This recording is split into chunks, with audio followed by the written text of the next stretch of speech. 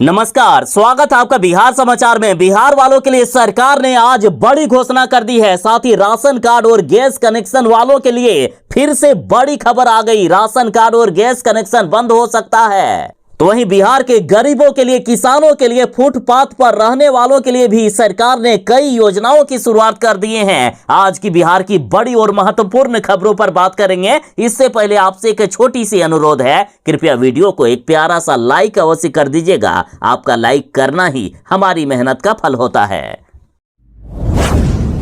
बिहार वाले जरा ध्यान दें, एक जरूरी सूचना। यदि आपको भी उज्ज्वला योजना के तहत गैस कनेक्शन मिला है तो वो गैस कनेक्शन बंद हो सकता है। उसमें दी जा रही सब्सिडी हमेशा के लिए बंद हो सकती है। देखिए, फिर से गैस कनेक्शन पर ई-केवाईसी हो रहा है। पिछले 2 दिनों से हम इस पर बात कर रहे हैं। एक बहुत ही जरूरी खबर है। बिहार की ही बात करें तो अब तक मात्र 25% लोगों ने ही ई-केवाईसी करवाया है। लगातार समय बीतता जा रहा है। पहले ई-केवाईसी करवाने के लिए 15 दिसंबर 2023 तक ही लास्ट डेट निर्धारित किया गया था, लेकिन जिस तरह से लोग इसमें दिलचस्पी नहीं दिखा रहे हैं, लगातार कम लोग ई-केवाईसी करवा रहे हैं। 15 दिसंबर तक ये टारगेट पूरा नहीं हो पाता, इसलिए अब समय बढ़ा दिया गया है 31 दिसंबर 2023 तक। अब आप ई-केवाईसी करवा सकते हैं।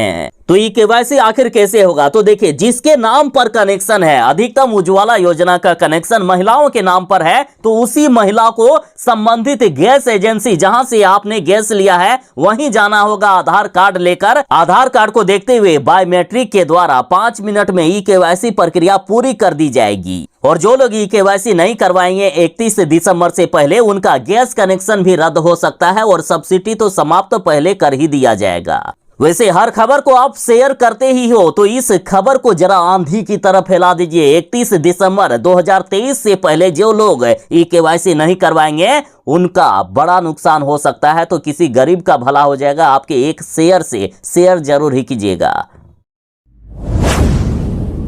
बिहार में लगातार राशन कार्ड बंद किया जा रहा है। वैसे गरीब जिन्होंने अभी तक राशन कार्ड को आधार कार्ड से लिंक नहीं करवाया है, उन सभी का राशन कार्ड हमेशा हमेशा के लिए बंद कर दिया जाएगा। यदि सिर्फ एक पटना जिले की ही बात करें तो 1.5 लाख राशन कार्ड अब तक बंद कर दिए गए हैं। तो वहीं 6,33,000 राशन कार्ड अब भी आधार कार्ड से लिंक नहीं हुए हैं और ये सभी 6,33,000 राशन कार्ड बंद होंगे। साथ ही पूरे बिहार में ये संख्या करोड़ों में है। 31 दिसंबर 2023 तक, याद रखिएगा, 31 दिसंबर 2023 तक जिन्होंने भी अपने राशन कार्ड को आधार कार्ड से लिंक नहीं करवाया है, उन सभी के राशन कार्ड बंद हो जाएंगे। और कुछ लोगों ने यह भी गलती किए हुए हैं। देखिए, यदि आपके राशन कार्ड में जो नाम लिखा हुआ है और आधार कार्ड जो है उसमें यदि नाम में थोड़ा मोड़ा भी डिफरेंस है, फिर भी राशन कार्ड बंद होगा। तो दोनों में सेम नाम रहना चाहिए। यदि आधार कार्ड में कोई भी गलती हो तो उसे सुधरवा कर उस नए आधार कार्ड के साथ लिंक करवाएं, तभी वैलिड होगा। नाम गलत रहने पर वैलिड नहीं होगा। मुख्यमंत्री नीतीश कुमार जी ने बड़ी घोषणा कर दी है कि बिहार के सभी गांव अब डेयरी नेटवर्क से जुड़ेंगे। बिहार में गांवों में भी पशुपालकों के यहां जितना भी दूध का उत्पादन होगा, उस दूध को बेचने के लिए कोई टेंशन नहीं होगी। सीधा डेयरी वाले उसके घर से दूध खरीद कर लेकर जाएंगे और अच्छी कीमत देकर जाएंगे। मुख्यमंत्री जी ने कहा कि राज्य के सभी जिलों, प्रखंडों एवं पंचायतों से लेकर सभी गांवों को डेयरी कोऑपरेटिव नेटवर्क से जोड़ा जाए, ताकि लोगों को रोजगार मिले और उनकी आमदनी भी बढ़े। और साथ ही बिहार में पशुओं के उपचार के लिए जितने भी पद रिक्त हैं, उन सभी पदों पर चिकित्सा कर्मियों की, यानी जानवरों के डॉक्टरों की बहाली की जाएगी। साथ ही मुख्यमंत्री जी ने कहा है कि बिहार में हर 8 से 10 पंचायत में एक पशु अस्पताल होना चाहिए। जहां नहीं है वहां जांच किया जाए और जल्द से जल्द पशु अस्पताल बनाया जाए। और हर पशु अस्पताल में निःशुल्क इलाज किया जाएगा पशुओं का। और साथ ही टोल फ्री नंबर जारी किया जाएगा, जिस पर यदि आप कॉल करते हो तो आपके घर पर पशु चिकित्सक आएंगे और पशुओं का इलाज करके वो भी फ्री में जाएंगे।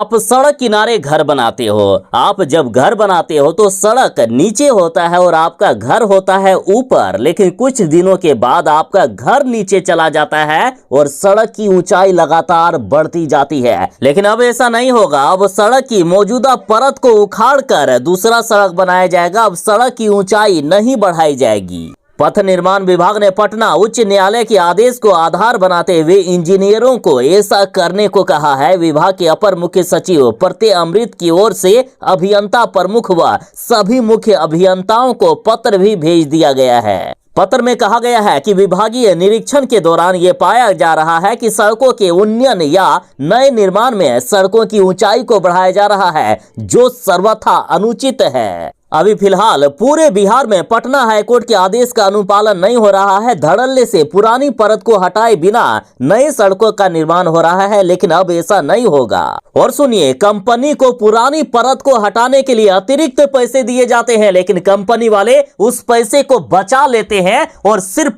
नई परत ऊपर चढ़ा देते हैं, जिससे कंपनी वाले काफी ज्यादा घोटाला कर रहे थे, लेकिन अब पकड़े गए हैं ये। अब पुरानी परत को हटाना पड़ेगा, तब नई सड़क बनेगी। आप बैंक में पैसा जमा करते हो, बैंक में आपके पैसे भी सुरक्षित रहते हैं, साथ ही ब्याज के तौर पर राशि भी बढ़ती जाती है। और यही चीज अब होगा बिहार में। जो आपके घर पर प्रीपेड मीटर लगा है उसमें यदि आप एडवांस राशि जमा रखते हो तो ब्याज अब बढ़ेगा। कंपनी ब्याज बढ़ाते जाएगी। उपभोक्ताओं को ब्याज बैंक की बचत खाता के अनुसार ही मिलेगा। जिसकी जितनी राशि रहेगी उसके अनुसार लोगों को उतना ही ब्याज दिया जाएगा। कंपनी का यह प्रस्ताव जल्द ही राज्य कैबिनेट में भेजा जाएगा। नए साल में बिजली कंपनी ये सुविधा देने लगेगी। इतना ही नहीं, बैंक में चाहे आप कितने भी पैसे रख दो, एक निश्चित ही ब्याज मिलता है, लेकिन यहाँ ब्याज बढ़ता जाएगा। यदि उपभोक्ता 3 महीने तक न्यूनतम 2000 रुपया एडवांस रखेंगे तो रिजर्व बैंक ऑफ इंडिया की ओर से बचत खाते पर निर्धारित ब्याज के तौर पर राशि दी जाएगी। अगर कोई उपभोक्ता 3 महीने से अधिक समय पर रखता है तो जो ब्याज मिलता है उसमें 0.25% ज्यादा ब्याज दिया जाएगा। और 6 महीने से अधिक समय पर यदि आप 2000 रुपये एडवांस के तौर पर रखोगे तो 0.5% अतिरिक्त ब्याज मिलेगा। इसी तरह 12 महीने तक यदि आप रखोगे एडवांस राशि के तौर पर तो 0.75% ज्यादा मिलेगा। 12 महीने से अधिक समय पर एडवांस राशि रखने पर 1% ब्याज एक्स्ट्रा मिलेगा। बिहार वालों के लिए सरकार ने कई योजनाओं की शुरुआत की है और इसी बीच बड़ी खबर है कि मधुमक्खी पालन के लिए अब मिलेगा 90% तक का अनुदान। आपको सिर्फ 10% राशि लगाने हैं, बाकी 90% राशि सरकार की तरफ से लगाया जाएगा। देखिए, फिलहाल मधुमक्खी पालन कार्यक्रम के तहत 2200 बॉक्स योजना को स्वीकृति मिली है। बाद में इसे और भी बढ़ाया जाएगा। अभी सरकार ने ट्रायल के रूप में पटना जिले में इसकी शुरुआत की है, बाकी अन्य जिलों में भी का विस्तार किया जाएगा। पटना जिले में मधुमक्खी पालन के लिए एक नई योजना सरकार लेकर आई है, जिसमें मधुमक्खी पालक काफी कम लागत से अच्छी कमाई कर सकेंगे। मधुमक्खी पालक अधिकतम 50 बॉक्स ले सकते हैं। मधुमक्खी पालकों को इस योजना का लाभ लेने के लिए कृषि विभाग उद्यान निदेशालय के पोर्टल पर आवेदन करना होगा। आवेदन करने के लिए horticulture.bihar.gov.in पर जाएं। ध्यान दीजिएगा, पहले आओ पहले पाओ के आधार पर इस योजना का लाभ मिलेगा। तो जो पहले आवेदन करेंगे पहले उनका ही चयन किया जाएगा। देखिए, सामान्य जाति के लिए 75% अनुदान मिलेगा और SC ST के लिए 90% अनुदान मिलेगा। यानी सामान्य जाति वालों के लिए एक बॉक्स के लिए 400 रुपए लगेंगे, जबकि SC ST वालों को एक बॉक्स के लिए 1000 रुपए लगाने होंगे। सही ढंग से मधुमक्खी पालन करने पर एक बॉक्स में 40 किलो मधु का उत्पादन होता है। खुले बाजार में मधु की कीमत 400 से 500 रुपए प्रति किलो है। यानी 400 रुपए लगाकर आप 16,000 से लेकर 20,000 रुपए तक कमा सकते हैं।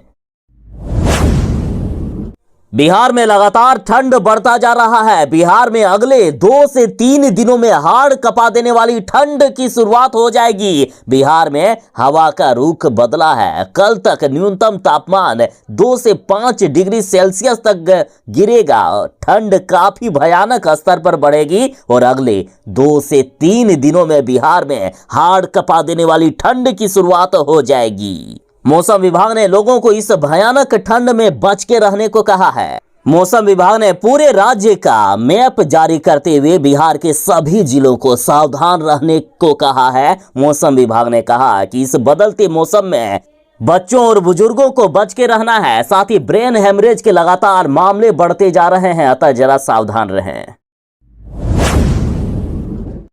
नीतीश कुमार की पार्टी जदयू ने कहा है कि मोदी जी ने अपनी पूंजीपति मित्रों के 10.57 लाख करोड़ रुपए माफ कर दिए हैं। और नीतीश कुमार की पार्टी जदयू ये पूरे सबूत के साथ कह रही है। देखिए, जदयू के राष्ट्रीय महासचिव और प्रवक्ता राजीव रंजन ने कहा कि एक तरफ छोटे छोटे कर्जों के कारण देश में किसान आत्महत्या करने को मजबूर हैं और दूसरी तरफ भाजपा के पूंजीपति मित्र बैंकों से लोन लेकर ऐश कर रहे हैं। हर साल उनका लाखों करोड़ों का लोन माफ किया जा रहा है। इन्होंने कहा कि आरटीआई के तहत मांगी गई एक जानकारी के जवाब में आरबीआई ने यह साफ कहा है कि सिर्फ 5 वर्षों में 10.57 लाख करोड़ रुपए का कर्ज माफ कर दिए गए हैं। इनमें सिर्फ 2022-23 में ही 2.09 लाख करोड़ रुपए से भी अधिक बैंक का लोन माफ कर दिया गया है। इतने बड़े पैमाने पर बैंक ऋण माफ करने का बुरा प्रभाव बैंकिंग सेक्टर पर भी पड़ रहा है।